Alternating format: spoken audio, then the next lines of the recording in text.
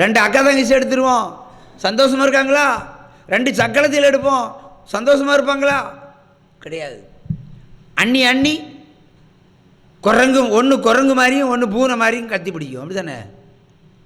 எங்கேயாவது ஒற்றுமை இருக்கா? வீட்டுக்குள்ளே ஒற்றுமை இல்லை. பெத்த தாயின் தகப்பனும் வீதியில் கிடக்கிறான், வீதியில் கிடக்கிறான். எத்தனை ஊழியக்காரருடைய தாய் தகப்பன்மாரெல்லாம் அநாத மாதிரி கிடக்கிறான். தோப்பூரில் இருந்து ஒரு ஃபோன் வருது, ராத்திரி 12 மணிக்கு அடிக்கிறான் ஒரு வயசான கிழவன். ஐயா, நான் ஊழியம் செய்கிறேன், இரவும் பகலும் ஊழியம் செய்து ஒரு வீடை கட்டினேன், அதிலே மகன் நல்லா இருக்கட்டும் என்று ஒரு கல்யாணம் பண்ணி வச்ச. அவன் குடிச்சு பொண்டாட்டி கூட கூத்தடிச்சு என்னையும் என் பொண்டாட்டியும் துரத்தி விட்டான். கொட்டும் மழையில் நான் நனைகிறேன். எப்படியா ஜோமனி கதவு திறக்க வைங்க ஐயா, பக்கத்தில் வீடு கூட கிடையாது. வயதான காலத்தில் அடித்து துரத்திட்டான், வயதான காலத்தில் அடித்து துரத்திட்டான் நடுராத்திரி. அப்போ எனக்கு சிரிப்பு வந்து, நீ காணிக்கையில் வீடு கட்டியிருப்ப, காணிக்கையில் வீடு கட்டியிருப்ப.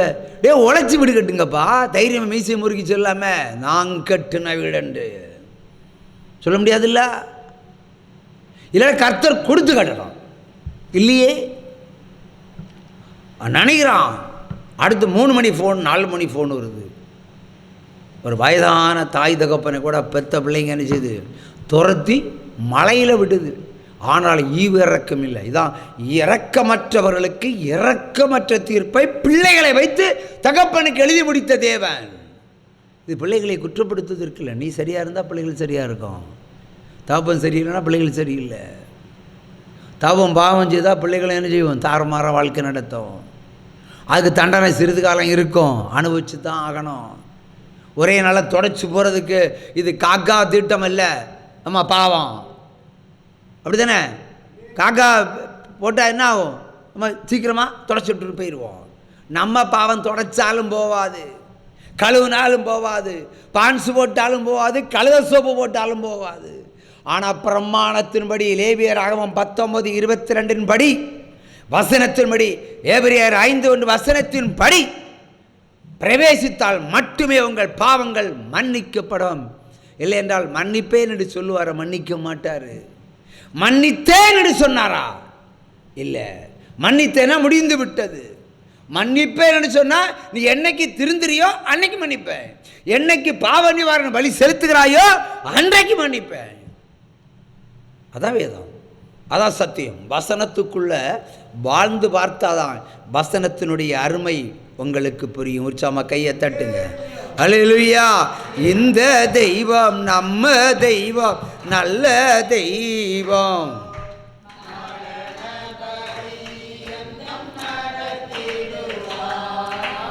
இந்த தெய்வம் நம்ம தெய்வம், நல்ல தெய்வம்.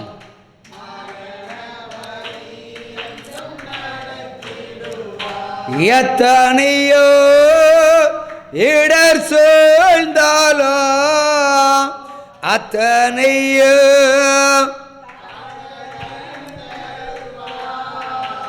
அந்தி சந்தி மதியான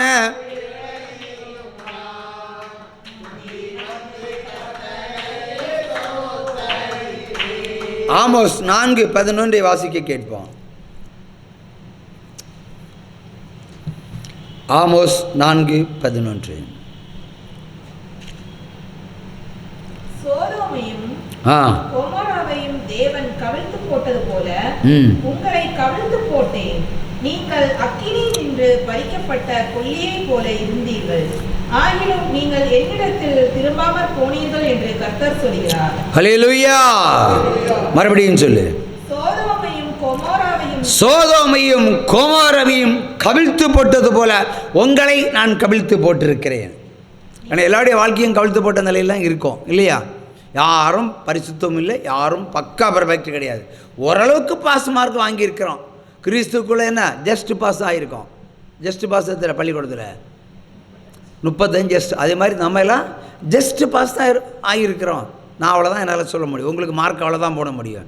இன்னும் நீங்கள் 65% திருந்த வேண்டியது இருக்குது. எவ்வளோ %? 65. 100% தான் பரிசுத்தம். இப்போ 35 தான் மார்க் எடுத்திருக்கீங்க. இனி மாறணும். மாற்றம் வர வேண்டும் இல்லையா? அவர் என்ன சொல்கிறாருன்னா, நான் உங்களை கவிழ்த்து போட்டேன், இனி என்ன, எரிகிற நெருப்பு விறகு இருக்குல்ல, ஒரு விறகுதமா கல்யாண வீட்டில் பெரிய பெரிய விறகு வச்சுருவாங்க இல்லை, நல்லா பற்றி எரியும். அதை உருவம் எப்படி இருக்கும்? விறகு தனியாக எடுத்தா கொல்லி, அதுக்கு பேர் என்ன? கொல்லி. எரிகிற விறகு கொல்லியை போல் உங்களை ஆக்கினேன், எரிந்த நிலையில் நான் எடுத்து வச்சிருக்கிறேன். பாவம் உங்களை எரித்திருக்கிறது. அப்போ அரைகுறையாக இருக்கிறீங்கன்னு அர்த்தம். முழுமையாக இருந்தால் விறகு, கொஞ்சம் எரிஞ்சா அதுக்கு பிறகு கொல்லி. உன்னை கொல்லியை போல் ஆக்கி வைத்திருக்கிறேன்.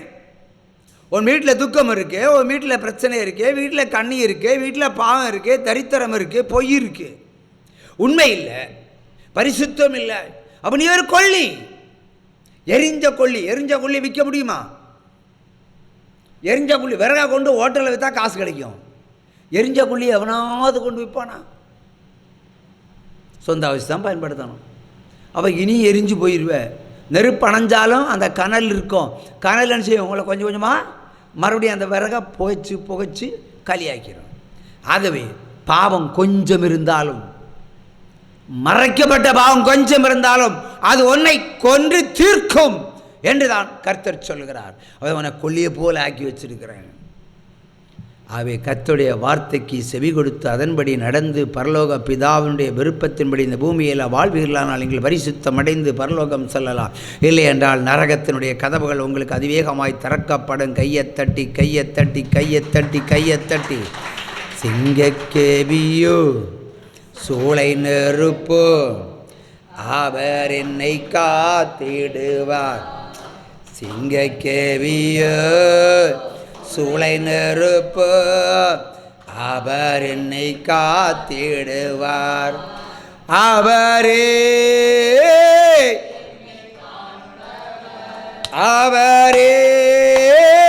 என்னை காப்பவர். சூளை நெருப்பு அல்லேலூயா அல்லேலூயா அவர் நம்மை நடத்திடுவார்.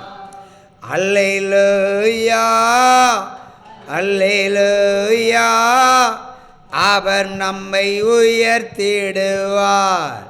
சிங்கக்கேவியோ சூளை நெருப்போ அவர் என்னை காத்திடுவார். அல்லேலூயா. தீத்து 3ஆம் அதிகாரம் 10, 11 2 வசனங்களை வாசிக்க கேட்போம். தீத்து 3ஆம் அதிகாரம் 10, 11.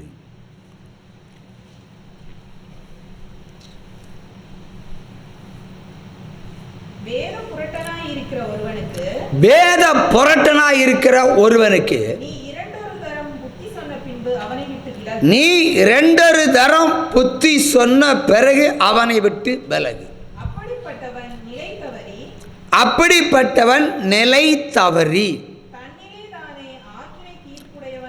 தன்னிலே தானே தனக்குத்தானே ஆக்கினி தீர்ப்படைகிறான். அல்லேலூயா.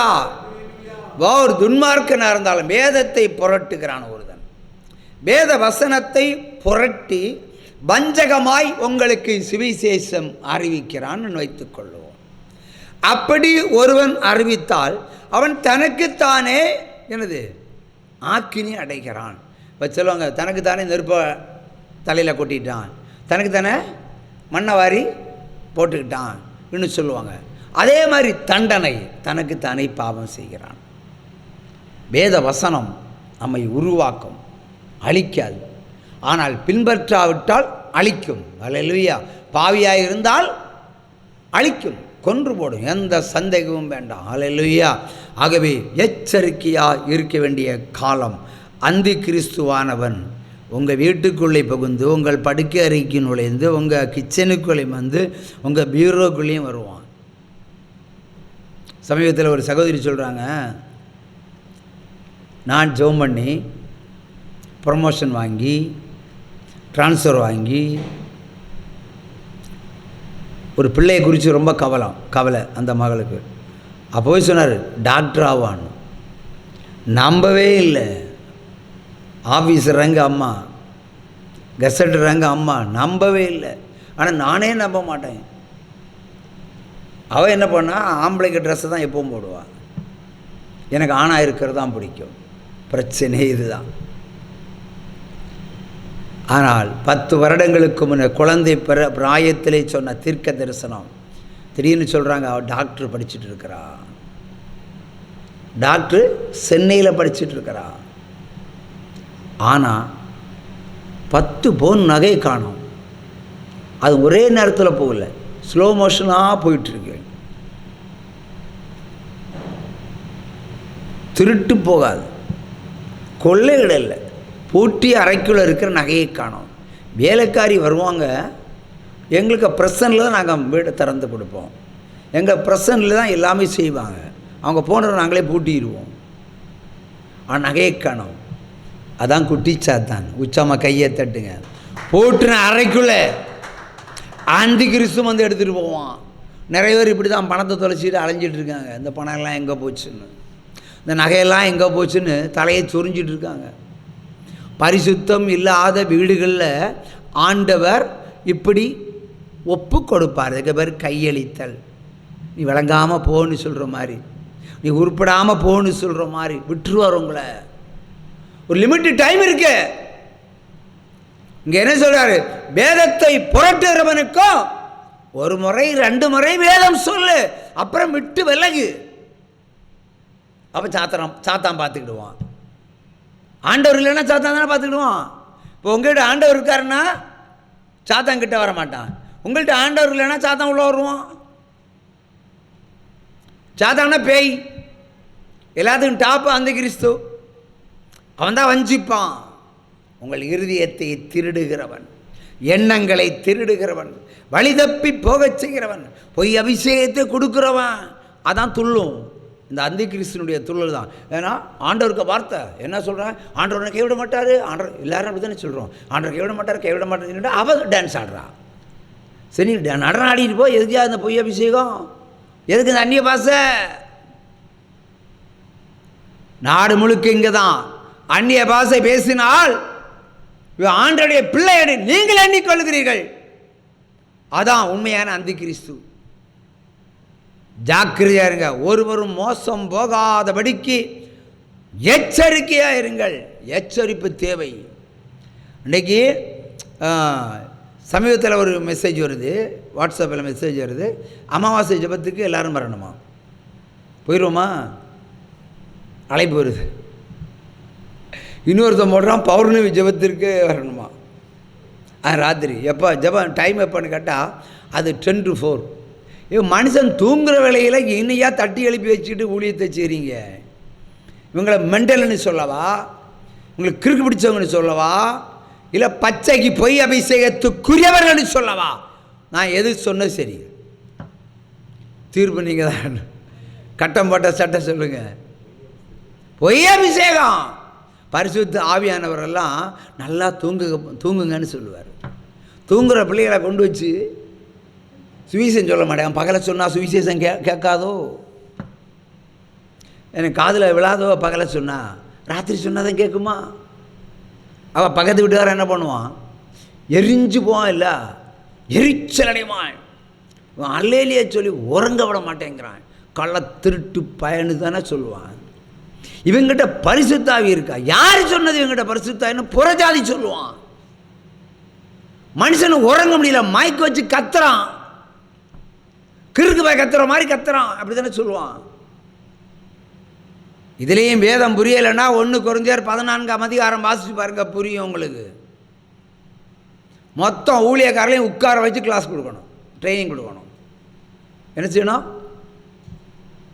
எல்லாரும் இல்லை, இந்த மாதிரி ஆட்களெல்லாம் சேர்த்து வச்சு நினைக்கணும். புதிய ட்ரைனிங் கொடுக்கணும், பரிசுத்தாவிக்கு ட்ரைனிங் கொடுக்கணும். சிஎஸ்சினா கொஞ்சம் பெட்டர் போல இருக்குது. ஏன்னா அவங்க அந்நிய பேச மாட்டோம். பயந்து பேசாமல் இருக்காங்கன்னு தெரியல. பயந்து பேசாமல் இருக்கீங்களா சிஸ்டர்? தெரியாது. அந்நிய பாஷை என்பது உண்மைதான், அது பொய்யல்ல, நிஜம். அது ஒரு மனிதனை உருவாக்கும், ஒரு மனிதனை பாதுகாக்கும், ஒரு மனிதனை அழகுபடுத்தும், ஒரு மனிதனை வாழ வைக்கும், செழிப்பாக்கும், பரிசுத்தமாக்கும், பரலோகத்துக்கு கூட்டிகிட்டு போகும். இதுதான் பரிசுத்த ஆவியானவருடைய வேலை. மாடி வீடு கட்டுறதல்ல, கட்டிடம் கட்டுறதல்ல. இங்கே காணிக்கை பிரித்து வீடை கட்டிட்டு புள்ள வீட்டுக்குள்ளே, தாய் தகப்பன் தோட்டத்துக்குள்ளே, தென்னை மரம் தோப்பூர் அவர் அழுறாரு, கதறி அழுறாரு. கொட்டும் மழையில் நனைஞ்சா எப்படி இருக்கும்? அது இரவு வேளை மழைன்னா நாங்கள் நினச்சோம், ஒன்றும் இல்லாமல் நினச்சோம். வீடும் கிடையாது, கூடும் கிடையாது. பெய்கிற மழை தான் எங்களுக்கு கூடாரம். மழை வந்தால் பிள்ளைகளுக்கு கொண்டாட்டம், எங்களுக்கு திண்டாட்டம். இன்றைக்கி உயர்த்தி வச்சிருக்காருல, உங்களுக்கு முன்னாடி கண்முன்னே நடத்தி இருக்கிறார். கண்முன்